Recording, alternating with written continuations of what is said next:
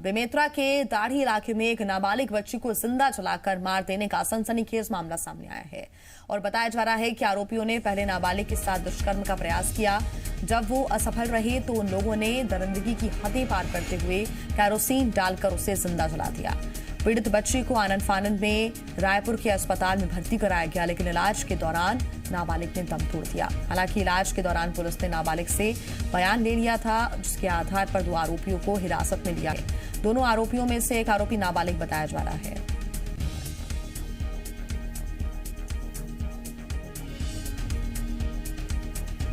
Raipur police द्वारा 376 घ का 511 307 भादवी के तहत अपराध पंजीबद्ध करके यहाँ डायरी भेज दी गई है।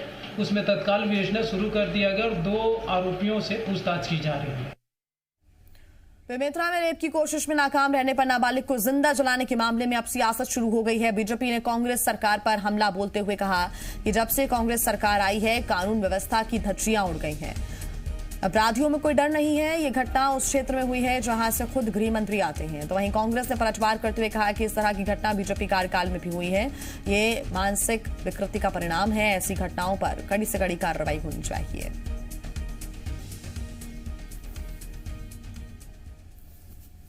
घृणा करने वाली घटना है। एक 12 साल की बच्ची के साथ 2 लोग रेप करना चाहे, रेप करने में असफल हुए, जिंदा जला दें। और कानून व्यवस्था जब से भूपेश बघेल जी की सरकार आई है, कानून व्यवस्था की धज्जियां उड़ गई है। जहां पे गृह मंत्री का क्षेत्र हो, जो जिला गृह मंत्री के प्रभाव का क्षेत्र हो, लोकसभा के सांसद वहां से हो रहे हैं, आज प्रदेश के गृह मंत्री हैं, अपने विभाग को नहीं संभाल पा रहे। कानून व्यवस्था अच्छी है नहीं है, इसकी कसौटी ये होती है कि यदि कोई अपराध घट जाता है तो कितनी मुस्तैदी से काम करते हैं।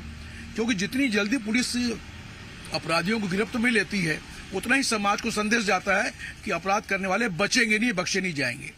तो भारतीय जनता पार्टी का ये आरोप जो है आजकल, ये राजनीतिक भ्रम फैलाने के एक तरीका है। ये आए दिन झूठी और भ्रामक खबरें फैलाकर प्रदेश के वातावरण को विषाक्त करना चाहते हैं, जिसमें वो सफल नहीं हो पा रहे हैं।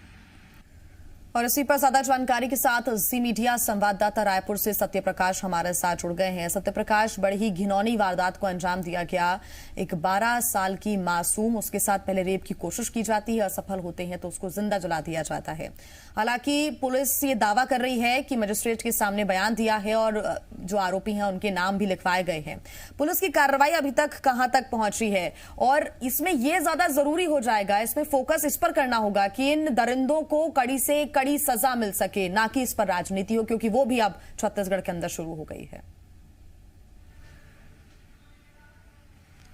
बिल्कुल, देखिए, घटना दरिंदगी का परिचायक है, इससे इनकार नहीं किया जा सकता। बेहद दुखदाई घटना है जी। लेकिन जिस तरह से इस घटना के बाद सियासत हो रही है, ये अपने आप में इस बात को बताती है कि क्या राजनीतिक दल पहले कार्रवाई हो, इस पे ज्यादा फोकस नहीं कर सकते हैं। दूसरी तरफ अगर हम कहें, पुलिस कार्रवाई की जहां तक बात है, पुलिस अब कार्रवाई तेज कर चुकी है। पुलिस ने हिरासत में लिया है आरोपियों को, उनसे पूछताछ की जा रही है। जिस तरह की जानकारी मिल पा रही है, जल्द ही, चूंकि पहले जो धाराएं लगाई गई थी वो हत्या की कोशिश, इसके साथ साथ रेप की धाराएं थी, लेकिन अब चूंकि पीड़िता जो बच्ची थी उसकी मौत हो चुकी है और इसलिए हत्या का मामला भी दर्ज इसमें जल्द ही हो सकता है। इस बात की खबर सामने निकल के आ रही है। दूसरी तरफ अगर हम कहें तो जिस तरह का तर्क कांग्रेस के प्रवक्ता दे रहे हैं कि पुलिस की कामयाबी को इस कसौटी पे परखना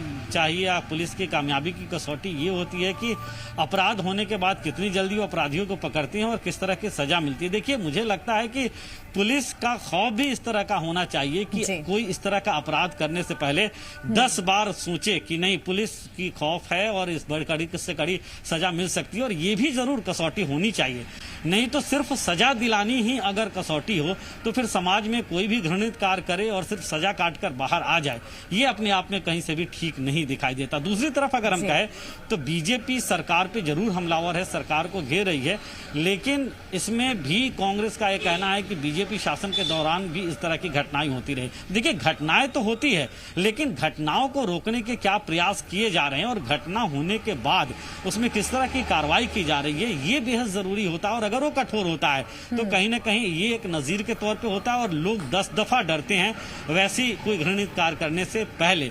तो क्या वैसा माहौल नहीं बनाना चाहिए इस तरह की राजनीतिक बयानबाजियों के बजाय, चाहे बीजेपी की सरकार रही हो तब या कांग्रेस की सरकार रही हो? तो सवाल तो उठ ही रहे हैं। सवाल इस लिहाज से भी उठ रहा है क्योंकि इस तरह के मामले प्रदेश के दूसरे इलाकों से भी, जो रेप के मामले हैं, वो पिछले कुछ महीनों में सामने निकल के आए हैं। यहाँ तक कि दुर्ग जिले की भी बात करें तो दुर्ग से भी कुछ और मामले सामने निकल के आए थे। तो बीजेपी सरकार को इसलिए भी घेर रही है चूंकि ये मामला बेमेतरा क्षेत्र का है। बेमेतरा जो है वो दुर्ग संभाग के अंतर्गत आता है। दुर्ग संभाग की अगर हम बात करें तो गृह मंत्री भी वहीं से आते हैं। पहले वो इस क्षेत्र जो पड़ता है वहां के सांसद भी रह चुके, तो इसलिए और ज्यादा सवाल बीजेपी खड़े कर रही है। लेकिन सत्य प्रकाश, आपने बिल्कुल सही कहा कि सरकार चाहे किसकी भी होना हो, चाहिए, क्या वो माहौल किसी ने भी बनाने की कोशिश की? क्या वो माहौल जिसमें लड़कियां सुरक्षित रह सके, निडर रह सके और कम से कम अपराधियों को खौफ रहे, जो वो वारदात को अंजाम दे रहे हैं उनमें कम से कम ये खौफ रहे कि अगर वो इस तरह का कृत्य करते हैं तो उसके बाद उन्हें कड़ी सजा मिलेगी?